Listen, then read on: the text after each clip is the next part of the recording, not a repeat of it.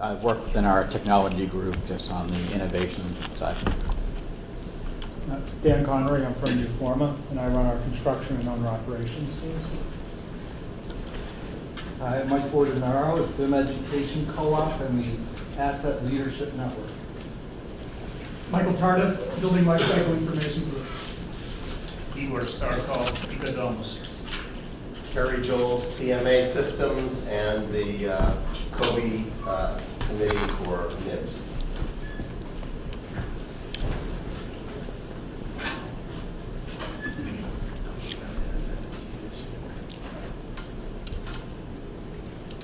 Hi, Mike Chipley, PMC Group, consultant with Camone's team. Yes, Richard Kuchagan from Pen-Based Solutions. I'm Brian Trump, I'm a senior project consultant with Dairy Technologies. Jerry Twansky, Advisory.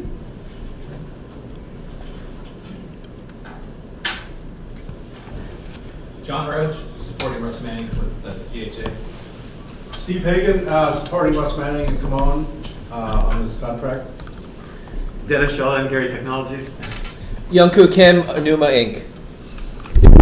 Okay, so I think we have everybody that was in the room. And how many online?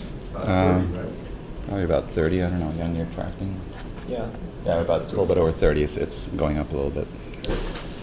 So thanks for assembling here today. We have scheduled 90 minutes. We have a total of 2 hours if we need to go into more detailed discussions. We want to get input from those in the room, and if you're online, like I said, if you'd type up a question if you have one or a statement, then we'll try and get to it. The initial focus was for a face-to-face meeting to kick this off.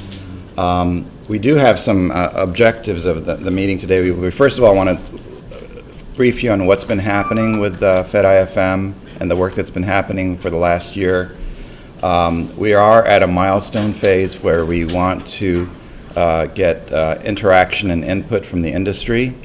So it's okay if you just want to observe and learn what's going on here, but the place that we'd like to get to is actually to hear from you, good and bad, and any kind of input you would have. So we'd like at the end of our meeting today to actually at least go around the room or if you could jump in as we're presenting as well to give us your input. So we really would value that. And you'll see why we're asking that as we go through the presentation. How many of you have seen any of this before? Is this who's completely new to this? Okay, so there's a few people. Yeah. Okay, great.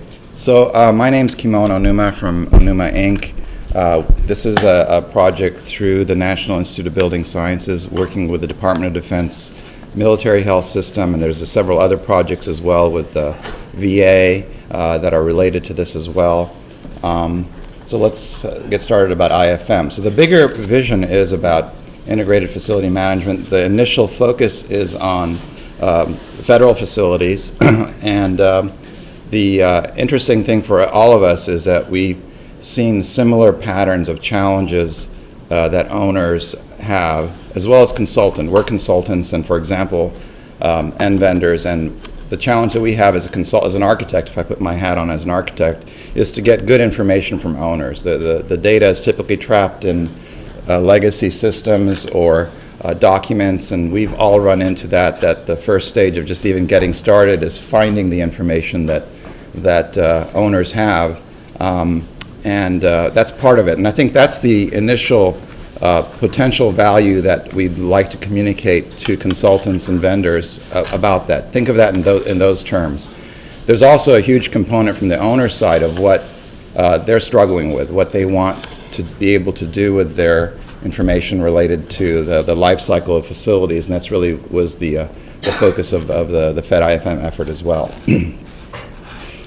So FEDiFM has been going on for this task particularly has been going on for a year. There were roadmaps and strategic plans that were going on for a year before this, so there's been quite a big effort, including involving other government agencies. This morning we had State Department, GSA, Health and Human Services, who else? So we've been talking to Smithsonian. So there's other agencies that are actually watching in what's going on here and we are confirming that the pattern is exactly the same, the challenges are the same. So this is going to be more than just a Department of Defense military health system initiative. This is going out to many other agencies. So this was a meeting last month at NIBS to brief them on the outcome of this. One thing we looked at, there's several parts to FEDIFM. One is to look at a common structure, a basic structure. We call this a basic backbone. And a lot of you will notice this overall structure being, it's what the standards that are out there like COBE and IFCs. We're not reinventing the wheel. We're looking at what is already out there, but we're also pushing on concepts that might not have been are not completely there yet. And we looked at what government agencies and other owners have been doing with their systems and tried to put this into FEDIFM as well. We got input from other technology firms and vendors on this as well, but we have a database, a data dictionary, and an ERD for what we call the FEDIFM structure. And with this data, we want to see how can we, if we get this common understanding, not only conceptually to talk about it in theory, but to actually make it happen. And that's the phase that we've been in the last year. It's not the type of project where we wanted to map out things and then come back and build it later. It's more about doing rapid iterations and seeing what works, what doesn't work, and throwing things away, for that matter, that don't work. So it's been this kind of very agile, rapidly moving test, throw things away, keep iterating, and get input. So this is the perfect time. If nothing is baked solid here, in other words, we still want input. We still know that it needs more. We want to find out more how we can connect with industry better, and that's what the goal, the objective is here today. How many of you have heard of Max.gov? About half the room. Okay, so Max.gov is a platform that was being evaluated as a place that the FEDIFM data and structure could work, and where applications could be built on top of. So a lot of the prototyping and proof of concepts that were built on Max.gov, and we'll talk about that later as well too. So agenda, FEDIFM on Max, lift up the opportunity for all of us, and we want to and this is moving ahead, and then maybe Russ, maybe you can kind of give your perspective of what's happening here. This is happening regardless, because an owner like DoD MHS needs this internally. So things are moving, and it's an opportunity to share out what's happening here. Yeah, so for those of you that are familiar with the DoD military healthcare system at all, we used to have the TRICARE management activity. A year and a half ago, we dissolved that. We replaced it with the Defense Health Agency. Part of that is an agreement that we're going to save so many millions of dollars over the next 10 years by creating these shared services, one of which is facilities. Part of that effort to save money is looking at enterprise-wide solutions, looking at asset visibility enterprise-wide. And our current CMMS and CAFM system is DIMLS FM, Defense Medical Logistics Standard Support Facility Management Module. It's a CMMS and CAFM system. The value in it to us is that everybody in the MHS uses DIMLS FM.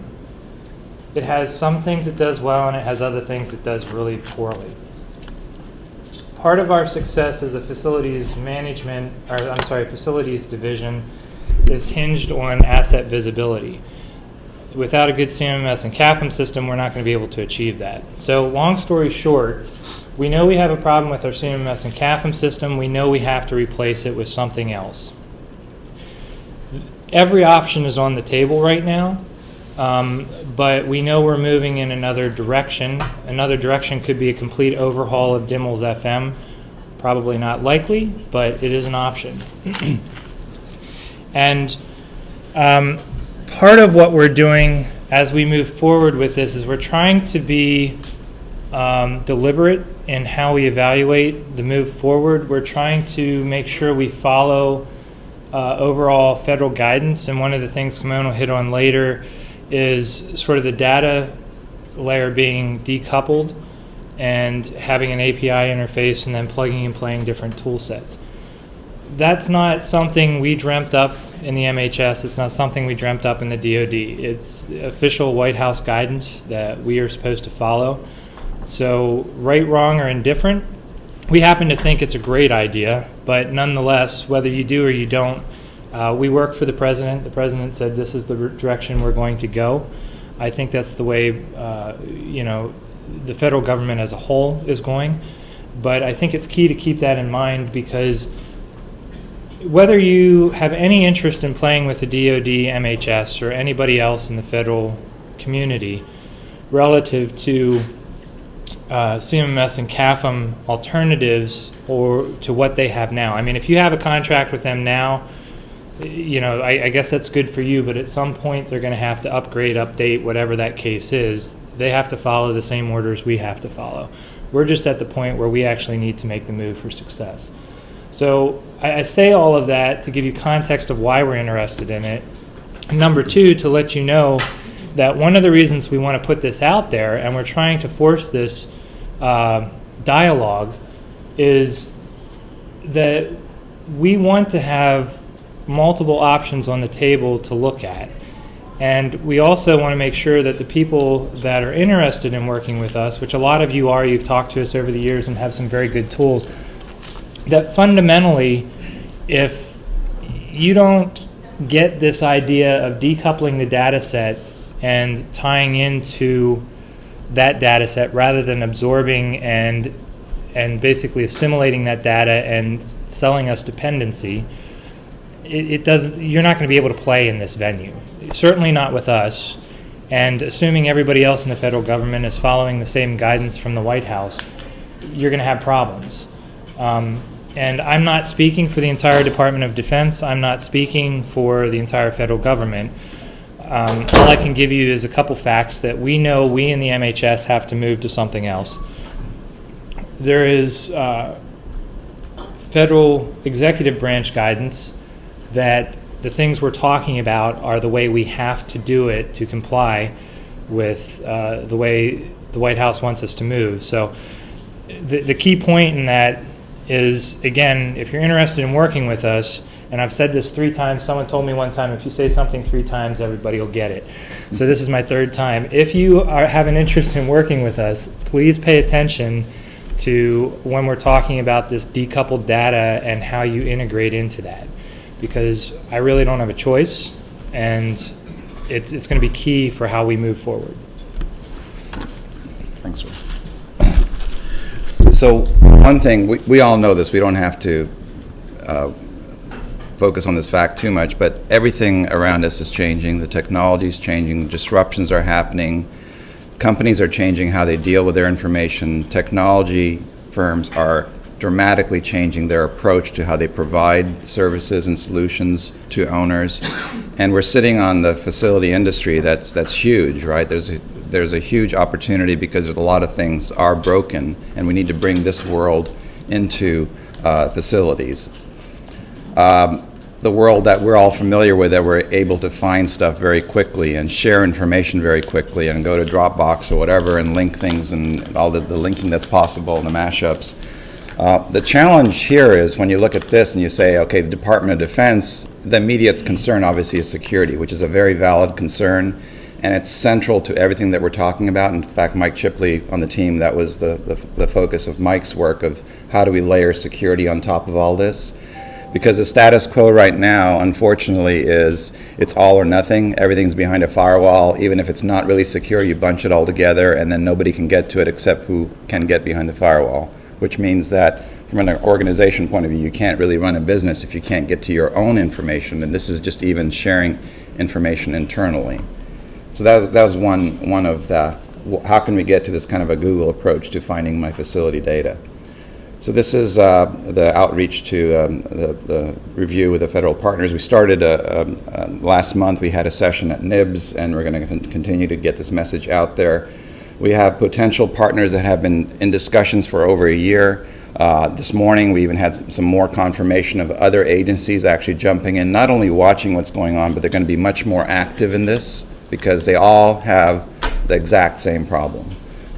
And Lars is here from Norway, and he can validate for this is a worldwide thing. It's not just here. And so we have Norway. We have we've been in discussions with Singapore. So this is not just about this room and about DoD. It's much bigger than that. In the roadmap that was done, one project, this is actually from a couple of years ago that was started, we said, okay, if we string this together and we look at all of these different types of applications, and we were brought in as ONUMA to kind of, some of the tools are our own and other tools, BIM applications and things that we work with and Google and whatever. So if you string all these things along, there's a lot of different ways of looking at information. In BIM, on Google spreadsheets, in regular spreadsheets, on a map. And unfortunately, in the DIML system that Russ described, it's very difficult to get to any of this. But if you think in terms of the technology is already very mature as far as how do you distribute a lot of information, a lot of complex data in real time on mobile devices as one example. So we said, okay, this is already possible. How do we bring this world into federal agencies? Looking at the whole portfolio life cycle too. And currently, there's obviously a lot of different tools that touch different parts of the life cycle, and that's the challenge. It's this constant, let's export from one system, import to the next. That's the current status quo. For those of you that don't know about SEPS, it's the Space and Equipment Planning System that the VA and DoD use to define the requirements for hospital projects. Spaces and equipment with a lot of data. 500,000 square foot hospital has millions of data points. The current way that it's mostly done is you output an Excel file from the system, you hand it off to the design teams, and they work with that.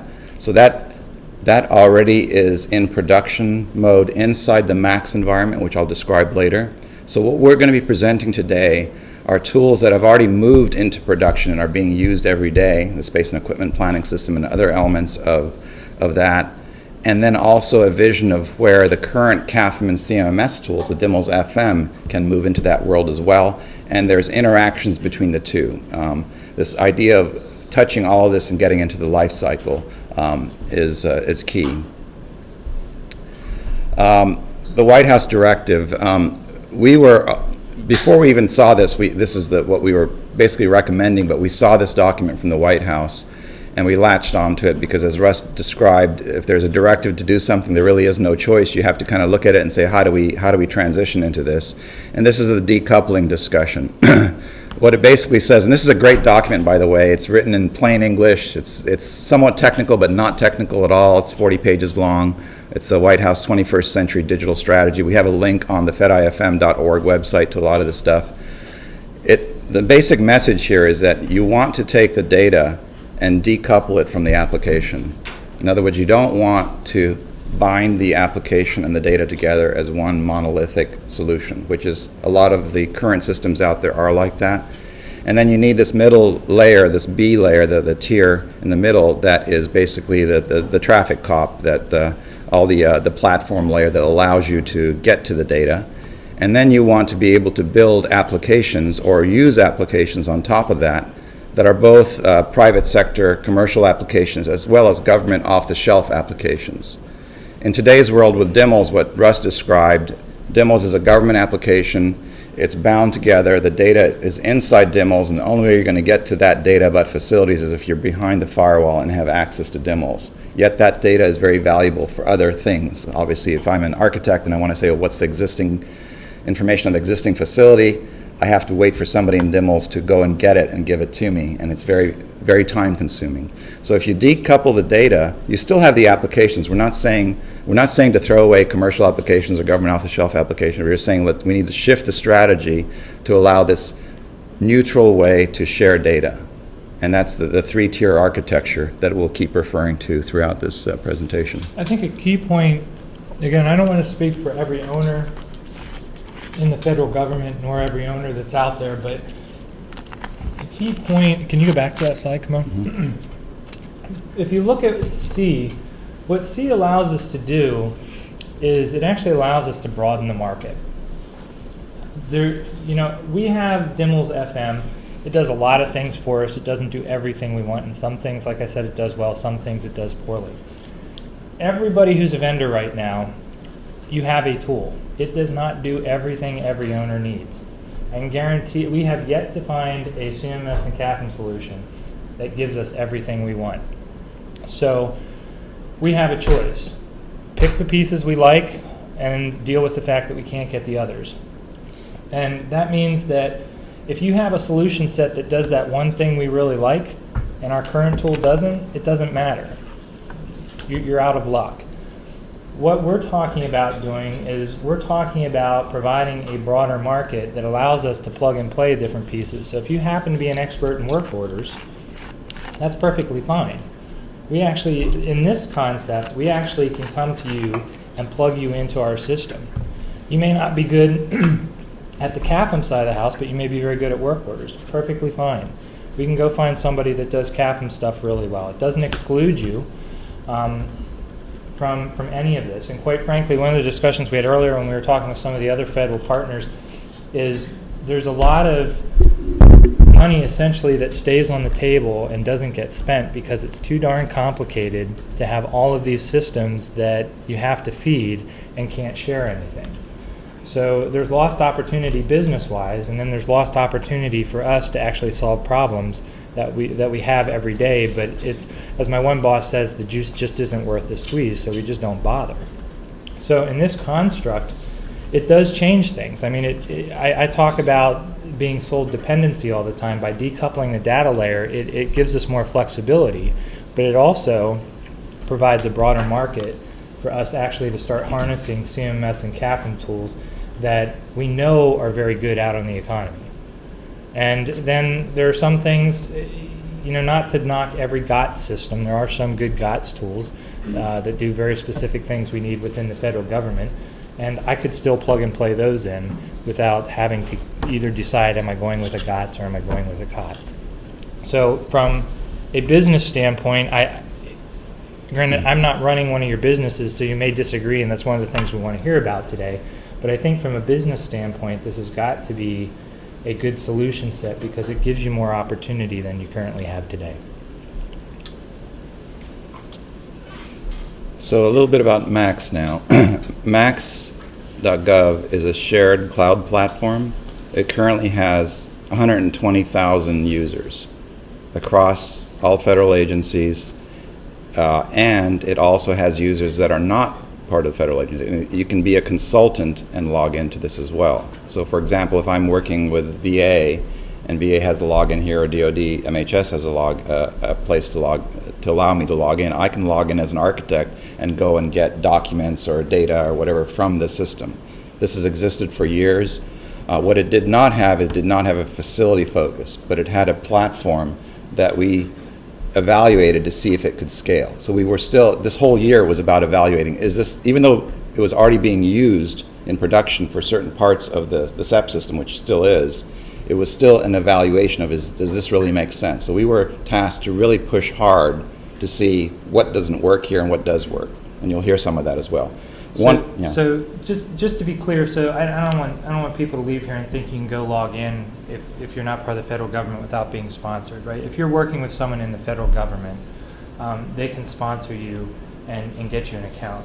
It is by far the best authentication tool I've ever seen in the federal government. If I have somebody I need to sponsor in, I can virtually do it from any computer anywhere, and I can do it in 5 minutes or less. You know, that's, at least in the world I've grown up in, that's a massive success. So the login here, it's a single login. It knows who you are. It knows who you're interacting with. It knows which tools you should get to and what data you can get to. In other words, we can, if we decouple the facility data, we can say, okay, if you're working with a consultant on this particular project, on this particular building, they should have access to this data to do their work and nothing else for the whole portfolio, or the other way around. So it has a very granular way of being able to publish things out. And they've thought through this a lot because they've built systems focused on that. For government. And the login, as one example, that maybe Russ, if you want to say this, but the cost of actually implementing this for you guys. Yeah, so as an example, I mean, you know, to give Max credit, one of, this is not their mantra, it's my summation of what they do. They're at the OMB level, so they're working across the entire executive branch. So they have a lot of people with a lot of different ways of doing business that they have to take care of. And their viewpoint is if we build a solution for one agency, it ought to be able to be used for all agencies. So the way I sum it up is their concept is build for one, share with all. before I knew Max even existed, we had the World Class Facilities Toolkit is something we use to share information between the DoD, the VA, and within the DoD itself. We spent roughly $500,000 developing a authentication tool just for that one World Class Facilities Toolkit. We probably have done that 1,000 times across the DoD. It took us at least 6 months to get through it. It doesn't work anywhere near as well as this. And when we got to SEPS, we had a problem we had to solve, and we said, let's try and use this. It took us about 2 hours worth of conversation, a couple weeks to go back and think about whether we wanted to do it, and then it took us 2 days to implement and $5,000. So if you're concerned about your tax money and wondering if the federal government's actually doing anything to work smarter, this is a good example of where we've actually achieved it. And Andy Schoenbach, who runs Max, and the Max folks have done a good job. But I think it's key to note, and I would put this out there, that you can integrate this into your tool today, right? So I mean, one of the things you may take home is you've got a great tool, but I need to start looking at how I address security. Obviously in the DoD it's a big issue to us, but quite frankly, if you're working with anybody in the federal government, it's a big issue. And just because you can do security well in the civilian sector doesn't necessarily mean that that's recognized in the federal government. And probably all of you have experienced that, right? So here's a tool that has two-factor authentication that is FISMA compliant for the federal government, that facilitates the authentication requirement that the federal government has. And the way Andy likes to build this stuff is not that it's all or nothing, it's a bag of tricks. And so if you need two-factor authentication, they have instructions that you can get on how you would integrate this into your tool. And that's the kind of thing that we're talking about that this decoupling allows us to do. And from a management perspective, if you've had any experience dealing with security in the federal government and trying to deal with how you integrate that into your tool and authenticate into your tool, this is a godsend. If you haven't dealt with it yet, I would recommend you do this. If you don't, after you do whatever you're going to do, you'll understand what I was talking about. Okay, so once you log into Max, and we'll go into this live later on, you get access to applications that they have built. So, for example, they have a calendar application and a tool that allows you to collect data from different sources, PDFs and spreadsheets and images and whatever, and create reports on the fly. They've built a lot of these things, and it also gives access to commercial off-the-shelf applications that you log in, authenticate through here, and get to that application. That's the interesting part from the commercial side is it's not one or the other, it's actually both. And I mean, to be clear, because if Andy were here, he would probably explain this much better than I'm going to, but it's not about everything being in the Max cloud. And it's not about everything being on our servers and within our firewalls. This is a security tool, a authentication tool, that wherever you host your stuff, let's say you're on Amazon cloud services and you need two-factor authentication, you can plug this onto the front of it. It still, when someone logs in, it still goes over to the servers at Max and looks, across 120,000 users in the federal government. If they're authorized in that system, and you give them privileges based on them being authenticated, then everybody's still working through your tool on your cloud, wherever that cloud is. But it's a matter of taking these components and plugging them together. So I don't want you to leave here thinking, one, that solutions like this mean that you have to stick it inside our cloud. Depending on what you're doing, who you're working for, and what you're trying to sell them, if it's a DoD, we're not going to let you just put it on any cloud, right? But there are many different federal customers that you work with that it may or may not matter what cloud you have it on. The other thing is while we're focused on max.gov as a platform for service, that doesn't necessarily mean that what we're talking about today has to be on Max for everybody, nor does it mean that we are definitively going to be on Max. And I think that's a key point, because it really this really gets into the cloud concept where we may or may not be on Max. We could end up going to some of the other clouds that are available to us within the DoD or the federal government, or I'm sure as most of you are aware, there are federally certified compliant clouds that, like Amazon AWS is one solution set. I think probably IBM has one, and Microsoft either does or is working on it. Those all may be viable platforms. So anyway, I just don't want to I'm trying to be very clear with industry what we know we're doing and what we don't know, in the direction we're going. And I'm going to speak very heavily to the organization that I work for and represent. So while we are partnering, I shouldn't say trying, I think we do have commitments from other federal agencies to go down this FEDIFM road with us. It does not necessarily mean that my vision that I'm presenting today is the exact same direction the rest of the federal community who's partnering in this is going to go. There are some key points that I can state. One, the decoupling of the data is going to be huge because we all work for the same guy, and we've gotten that guidance, so that part isn't going to change. But if we end up being on the Max Cloud, and let's say Department of State doesn't want to be on the Max Cloud for some reason, it doesn't mean they have to be on the Max Cloud, if that's clear. And that was one of the things that we did evaluate, is we were evaluating if Max is potentially the right place to go. And one part of that was if we decide in the future to move away from it, we want that complete break from dependency, even from Max. So there's nothing really locked down here as far as what's happening. It just happens to be that this seems to be, based on what we've seen, not seems to be, we have a pretty strong opinion of it now. Although throughout the year, we had several points in time where we almost came back with a report and said this is not quite ready yet.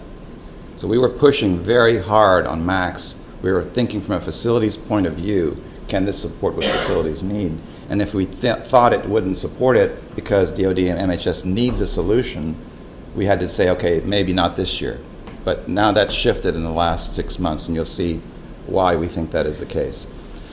So the space and equipment planning system, DoD, MHS, and VA spend a lot of time collecting what is required in an exam room, for example. The data around them that drives their need to support this business, the customers here, the doctors and the patients, are captured in this SEPS tool that used to be desktop-based. It used to be on a laptop where you passed around a meeting and people entered their information, then you collected it and went back. And now, in the last 2 years, it was decided to make it web-enabled, at which point we started this roadmap to say, okay, in addition to being web-enabled, how do we make it really cloud and agile-based, and the decoupling aspect of it. They were already down the road of building it into a web-enabled system, but during the roadmap, the strategy shifted and they moved it into Max. And that happened pretty quickly, like Russ described, and now it's been on Max for over a year. That was step one, just getting on a Max. So now you authenticate through Max to get to the SEPS application, which means that you can allow other users as well too if a consultant needs to get to it. That's a simple step as well.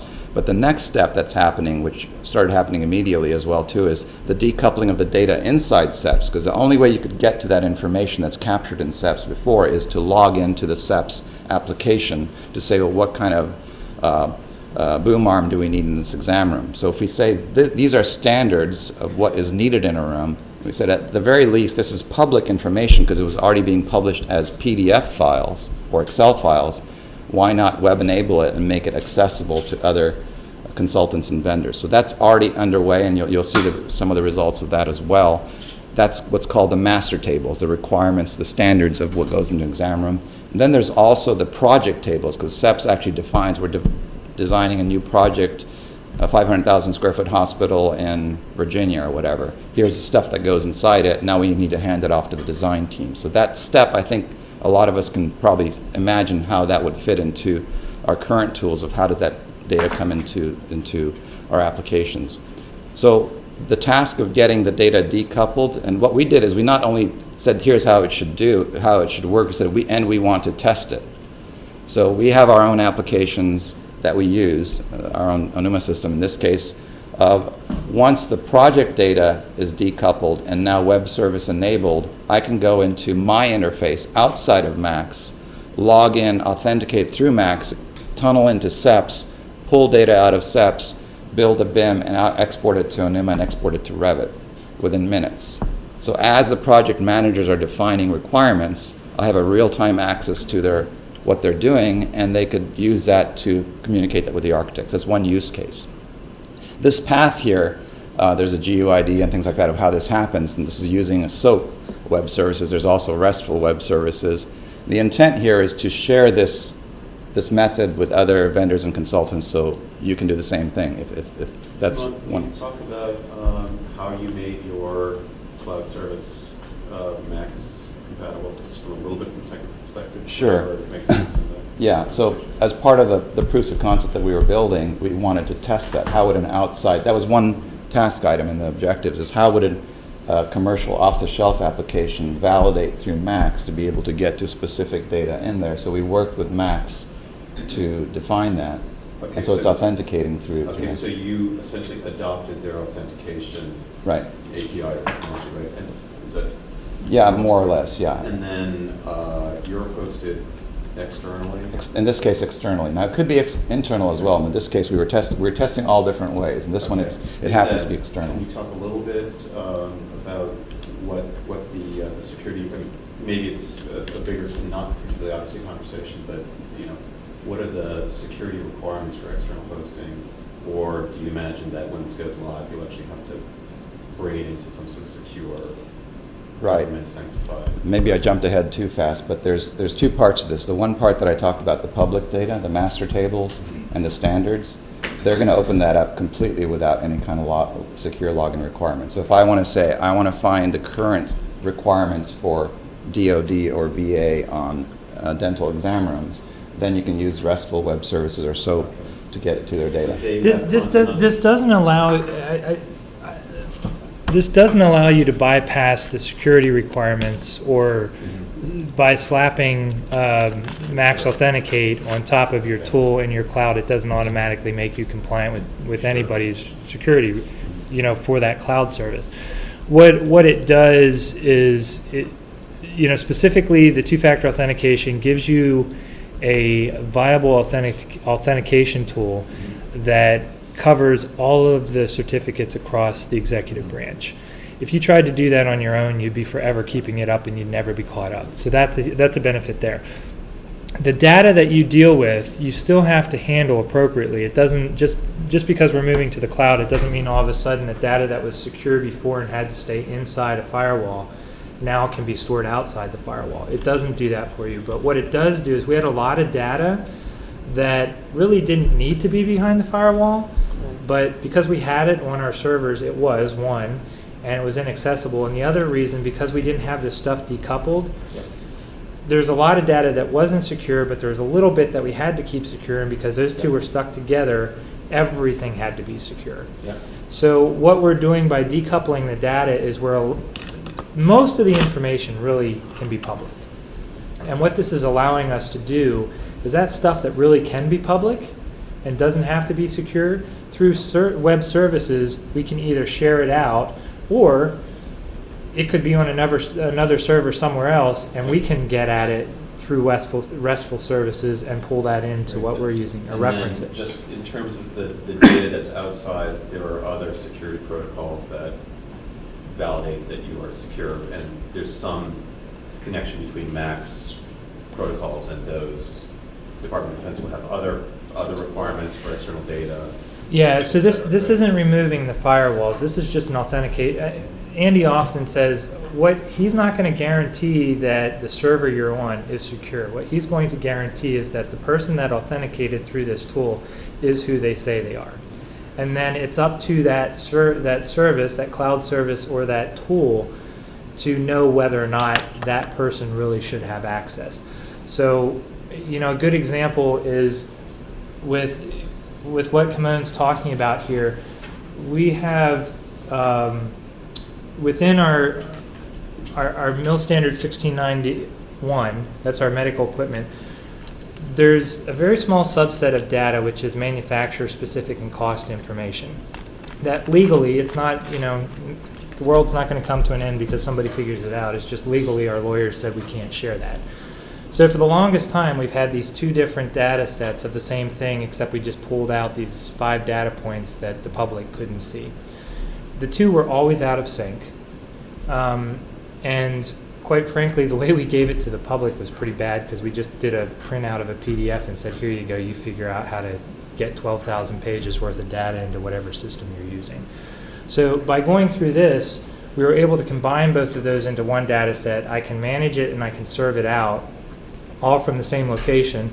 You can access it either the public information without any login, or if you want to see the non-public stuff, you authenticate in, and we happen to be using Max Authenticate to facilitate that authentication into the non-public information.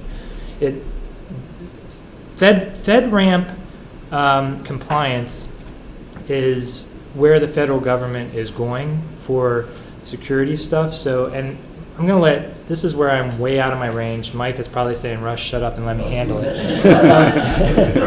He's become master of it. He's been trying for 3 years to help me understand this. FedRAMP, like when you go over to AWS, they have a subset or a subcloud that has the compliance and meets the additional security requirements. That doesn't mean you can put any of the information anywhere in AWS, right? There's still the security is still required, and the DoD recognizes some of these places, and there are others that we don't. So is everybody familiar with FedRAMP, or at least heard the acronym? So this is for all cloud service providers. It's basically then the risk assessment management process for cloud and mobile development. So the requirement was for June of last year for the cloud providers to begin or get their FedRAMP certification. So far, Amazon Web Services Government Cloud is the only current government registered cloud. Microsoft is in its final steps. And there's 3 different flavors of clouds. There's infrastructure as a service, platform as a service, and software as a service. So again, depending on what flavor you're looking for, you need to also identify that. In the case of Max, it's a government cloud, but it also then has these interfaces over to the other clouds. So as Wes was saying, if I authenticate through Max, then I can access my AWS Gov cloud, and it's seamless. It works exceptionally well. On the DoD side of the house, we also then augment the FedRAMP basic security controls that have to be applied with additional DoD controls. It's called the DoD Cloud Security Model version 2. It was published in summer of last year. And that is in its final steps of validation. And you'll see now that we've got categorized data.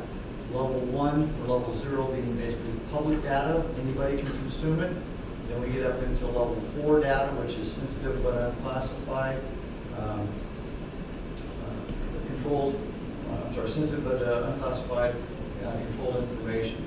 And generally, facilities data falls into that, and particularly then if you're going to aggregate data about mission critical facilities, then you're probably going to make even a little higher classification. But the step 1 was categorize your data, then assign your roles and responsibilities of people who's allowed access, whether it's a public, a standard user, or an admin person, etc. And from that process, as we went through and built FEDiFM, we leveraged in the FedRAMP certification provided by a cloud service provider. We augmented it with our DoD criteria.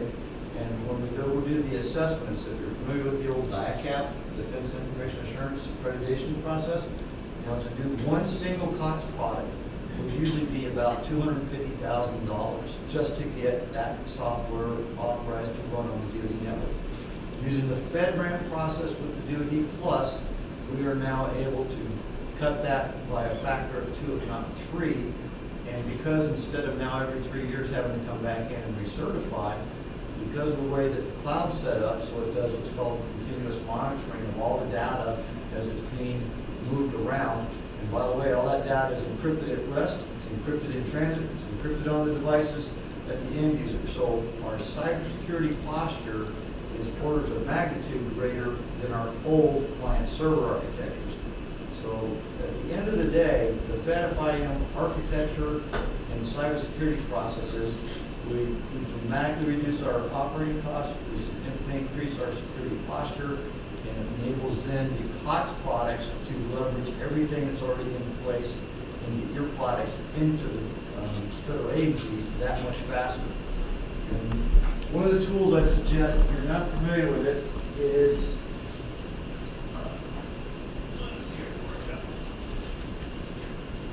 this is a tool developed by the Department of Homeland Security called the Cybersecurity Evaluation Tool. It has all the FedRAMP 800 standards that are used to define the data, define the FedRAMP security controls. You as a contractor should be familiar with these, and this should become part of your repertoire because that's exactly what you're going to need to submit as part of your COTS application validation. So I got plenty of these here. I'll leave a couple of these out if anybody wants to copy. And so since we're on the security, one of the things that we did a little differently is far too often, at least in my experience, far too often when we from the government side go into a IT solution, we build a great solution and then we think about how we're going to secure it after the fact.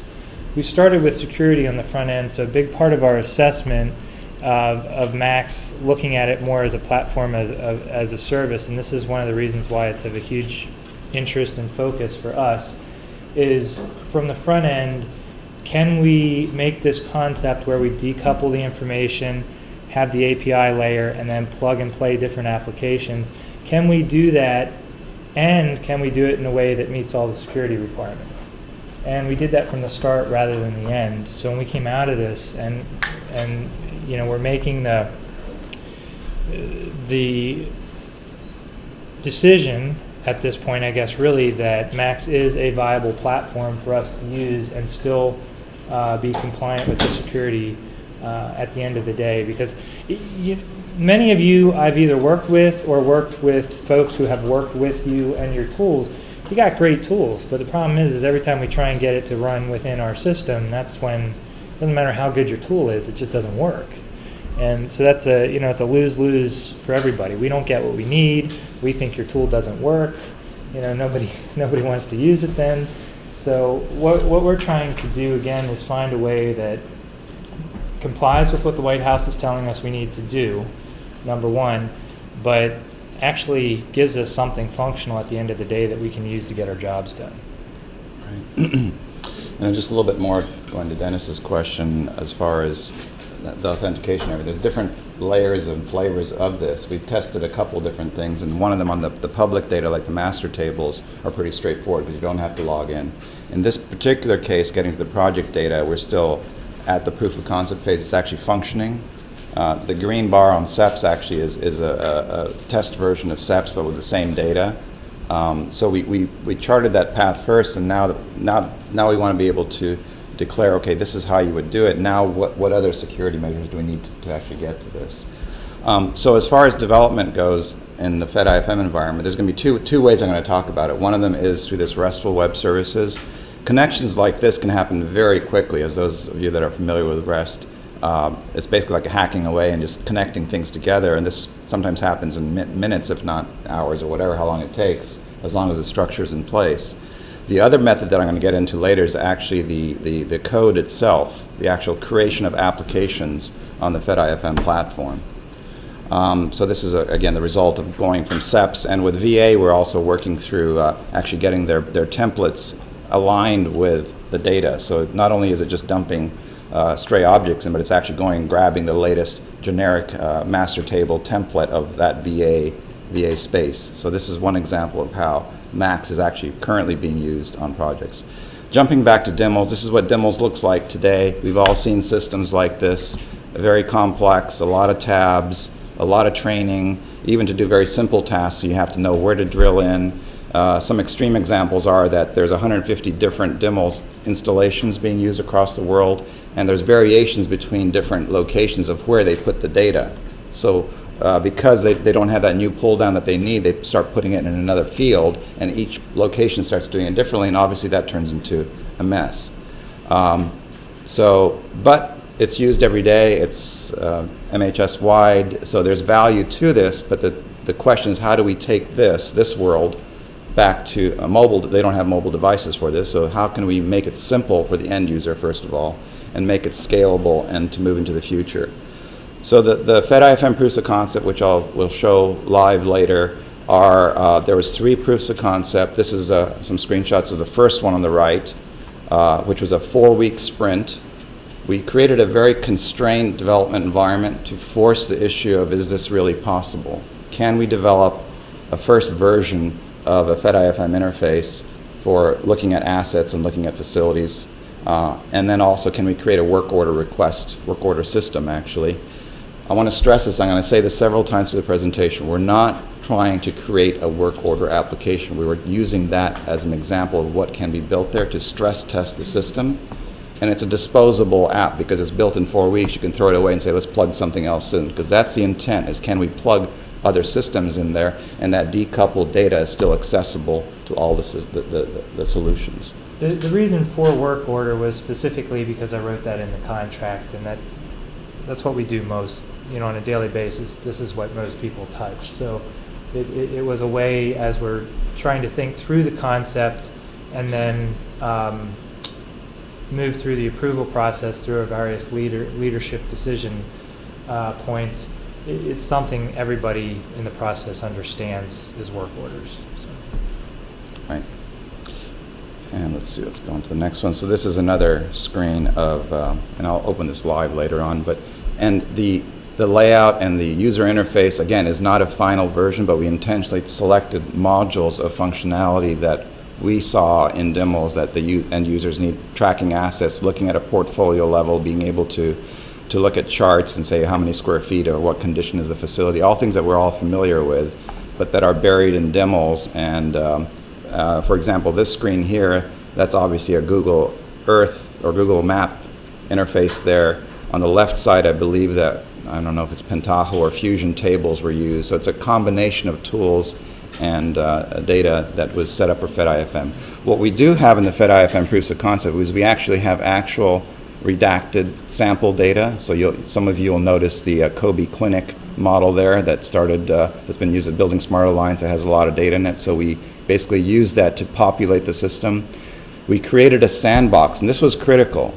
We needed a sandbox outside of the secure environment to allow developers to come in and do their work without having to be going through the whole authentication and everything. This changes things completely because all of a sudden you're able to create applications that meet the requirements, that can move into secure environment, and you have access to data that can be used that would mimic what would be in the real environment. And all of that being true, the major decision point for us was, in order to get inside the Max Cloud and work on the server side and do development, you have to have a fairly high security clearance. That immediately eliminates a lot of people from being able to participate in this. So from a practical standpoint, that sandbox was a way for us to broaden the market and broaden the scope and scale of the folks that we could actually include in this if they wanted to participate. And what that does from a practical standpoint, the sandbox, while it was created for us, again, going back to Andy's concept of build for one, share with all, it's available to anybody in the federal government now to use. And so the idea is if you're working for somebody and you're trying to figure out how this is going to be migrated back into, let's say they want to migrate it into Max and use Max as the platform of service, you can do that without having everybody needing to have a top secret security clearance just to be able to work on this project. Now, obviously, it goes through a process to pull it back in to inside our firewalls, but that's a much smaller group of people.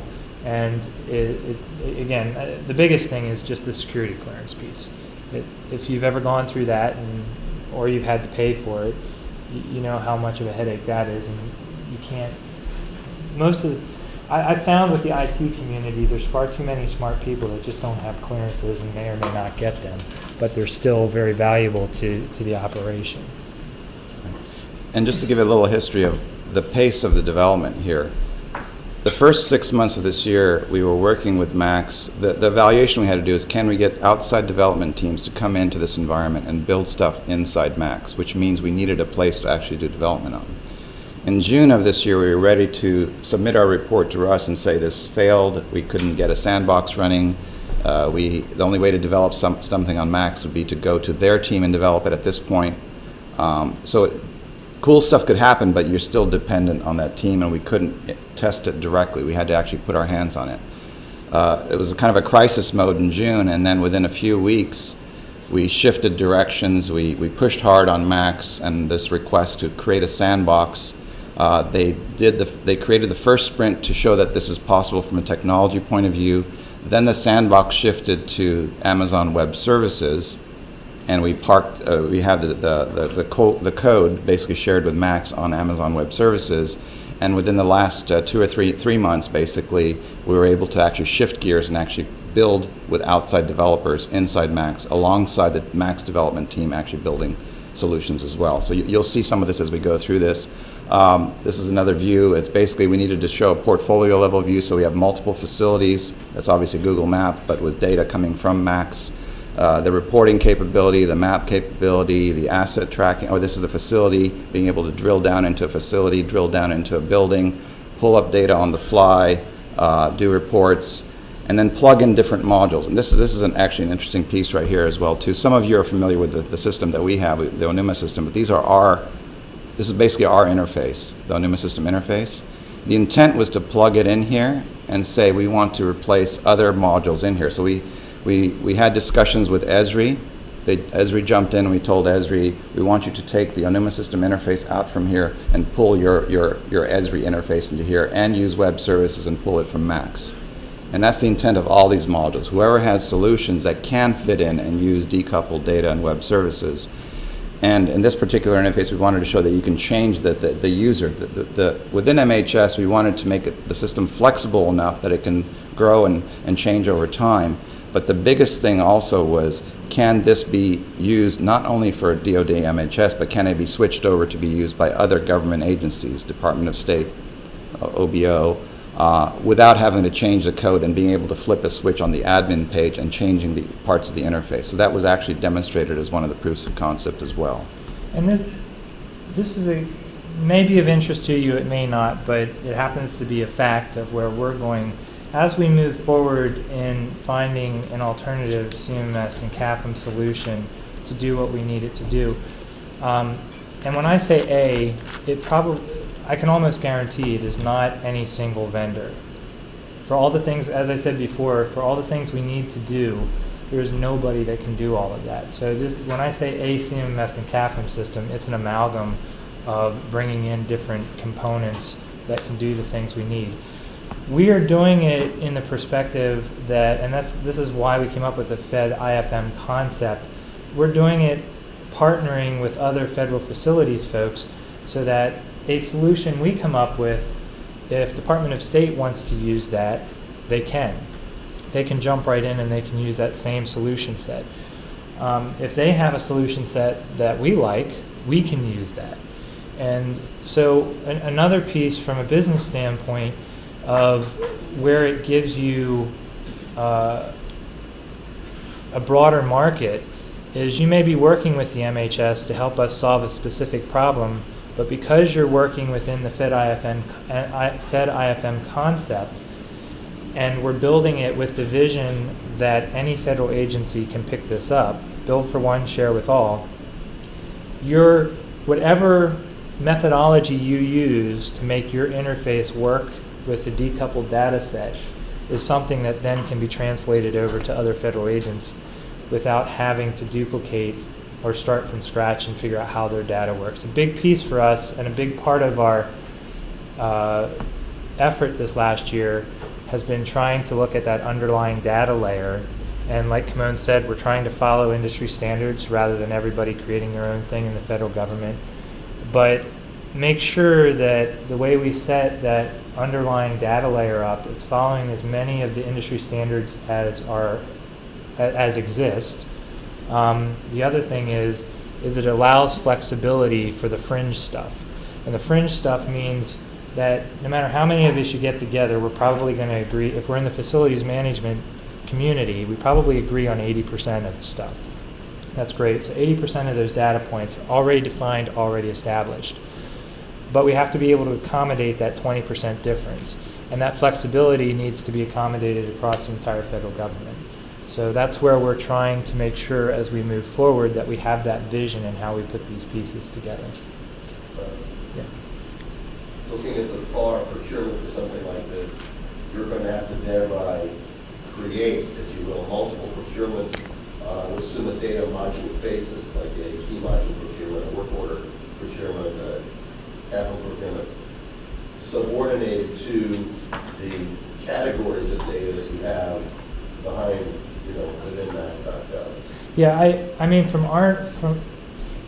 we haven't, things change, right? So what I'm about to say could be overcome by other events that I don't foresee right now. But if we're talking about plugging and playing different components to do different things, in many cases, most of those are individual contracts for each one of those components. We are adamant about not doing a monolithic, one black box does everything for everybody, because we know that, one, it doesn't exist, and two, it's a massive failure no matter how you go about it. That relates back to the contracting, that trying to cut a contract that does everything for everybody is futile also. Right, but what I'm saying is let's take a data set, take fleet management. Okay. You have X number of locations with X number of vehicles. They have X number of operations that we normally do. The way that's typically bid by a CAFM or a CMMS would be by seat or by license or by, so you're going to have to think through for that module, because you want the best fleet management module out there, no matter who runs it. That's the whole idea. Right. Or the best work order system, or the best asset tracking system, or or key system, or whatever. Each of those may have to be thought of in a different way.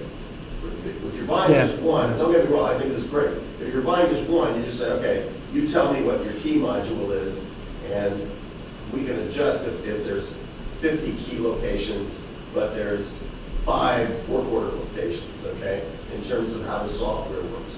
But I'm just saying that it's something we need to start thinking about, is how do you procure that? Because the vendors have to start thinking about how do we bid this, and what's the business case for this?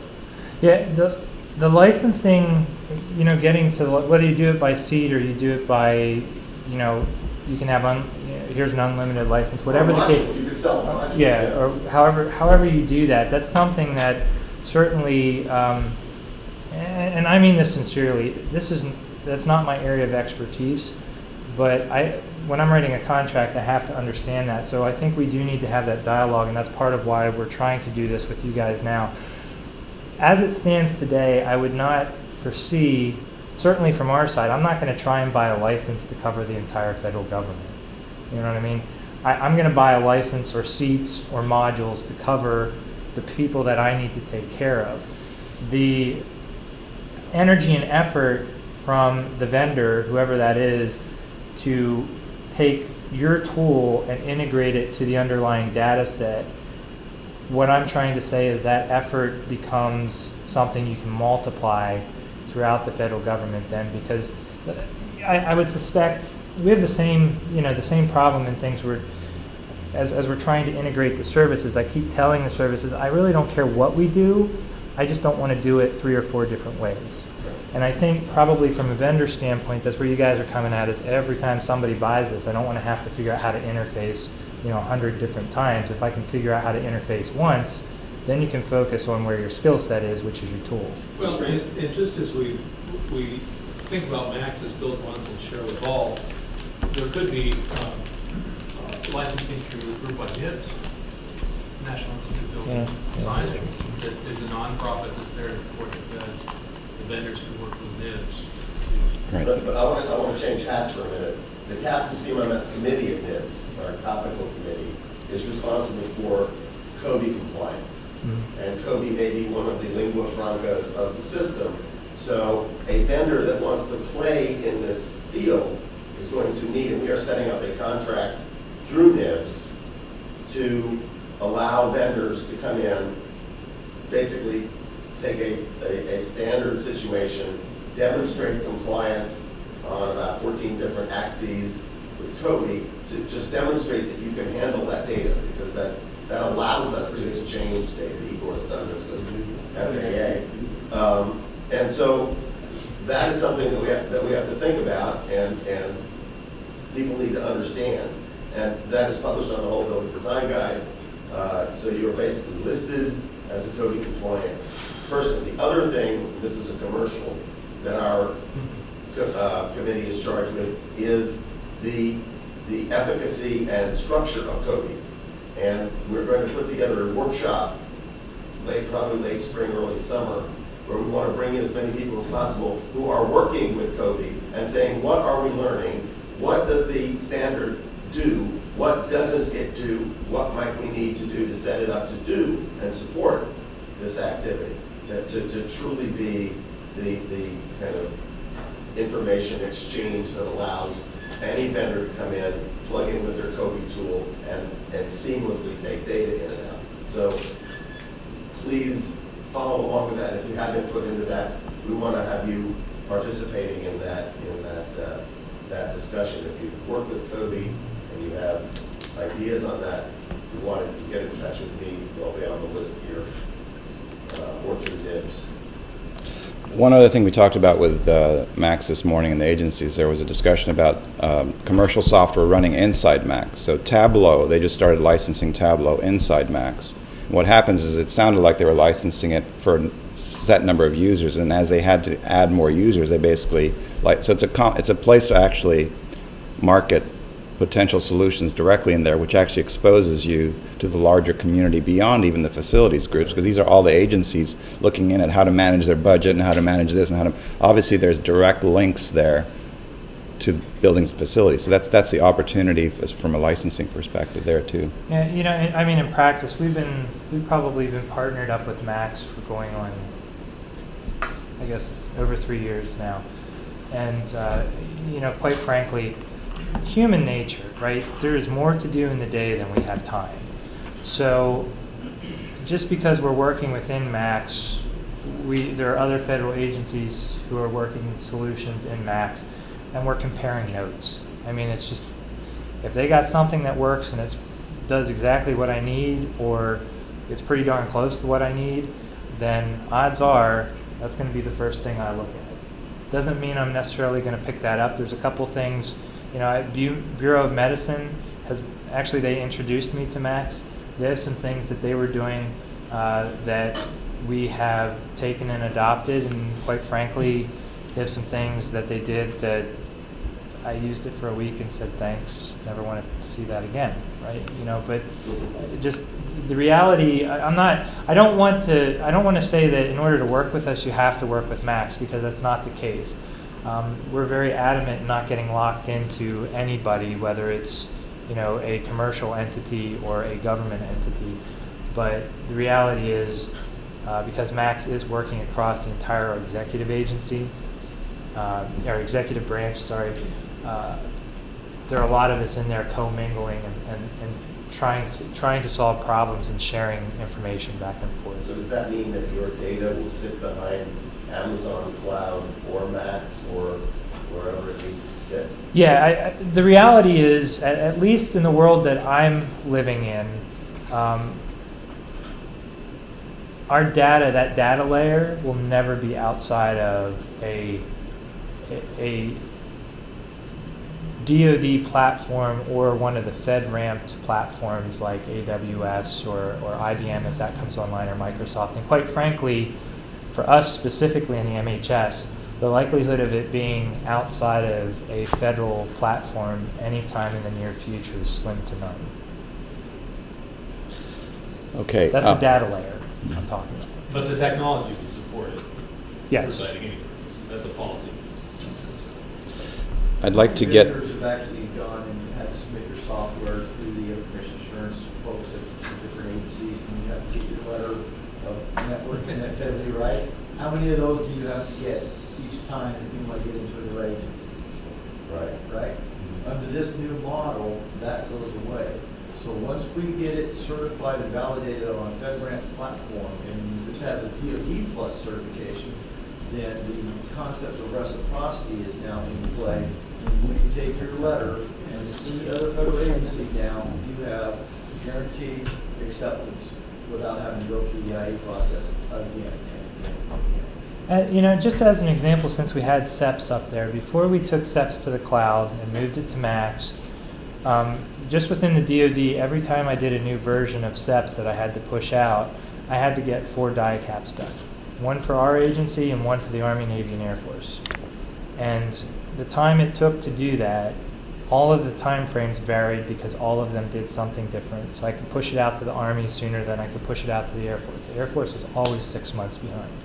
And then the VA, because we're partnered with the VA had to do it too. So that was 5 die caps or ATOs that we had to do. Best case scenario, the number of updates we could push in 1 year was 2. And that was if we were really smooth in getting through the system. Since we've moved it into Max and are working through this concept that the White House is directing, we have, in 1 year, we've done 18 updates, and we've done 1 die cap. So, again, to what Mike's saying, if you are involved in working with multiple agencies and you're trying to push updates out and you know the process you have to go through to do that, if what I just said doesn't get you excited, then you really didn't go through the die cap, so we need to talk because you don't understand what we're talking about. Okay, I'd like to run through these slides, and if we can hold questions till, let's run through them. If you need to jump in, that's fine as well too, but some of these might come up as we go through the slides here. So one thing that we looked at in the roadmap was the end user's perspective of saying, we're currently tethered to a singular desktop. If I have to go out to the field, this is for demos users, I have to go back and forth to the field, back to the desktop, give me something mobile. And we also had looked at from an ROI perspective, what is it costing a DoD MHS right now to manage 780,000 work orders a year? You multiply that out by how much time it takes to accomplish a work order that's running back and forth, and it's over $100 million a year of just that effort, not even responding to fixing the work orders. So what we're saying here is if we can even shave even 10% or 30% from 70 minutes down to 60 minutes, or it really should go down even lower than that, the savings are potentially huge, and this is just one part of what happens out in operations and maintenance. So some more of the FEDiFM interface. We'll show this live later, so I'm going to skip through these pretty quickly, but you saw some of these. What it looks like. It's a proof of concept. It's running on mobile. It's it adjusts automatically to different devices, so we don't have to recode it if we want to go to mobile. It's cross-platform, which allows more users to be able to get access to it. And it's focused on the simple interface. This was actually a lot of the work that was done before we even gave it to the teams that actually created the code to build this, is what should this look like? And again, this is not a final version. This is just conceptually, if we keep it simple, then the end user is going to be able to do their job and not have to go through a week of training on how to use a system just to submit a work order. It has to be kept simple, and this is why all these apps on the web, as we all know, are exploding, because things are completely shifting away from these complex interfaces to simple interfaces, and there's a demand from the end users. Why don't we have this? Why can I find a Starbucks but I can't find the VAV box in a building? Things like that. The other thing that we did is we kept it simple. It's called a minimum viable product from a software development perspective, an agile approach to keeping things simple. So even though there's BIM in the background, we didn't try and tackle the full-blown BIM to get this going. We wanted to see, okay, from a field perspective, the end user just wants to get the data on their screen, whether it's called BIM or not. They want to see that room number and that piece of equipment, and they want to be able to respond to it. And BIM is definitely a part of this, but it wasn't, we didn't want to get stuck in the discussions and the complexity, which is already being solved elsewhere. A lot of great things are happening in the full-blown BIMs from design and construction, but if you bring it down back to the end user's perspective, what does that really look like and how can we solve that problem?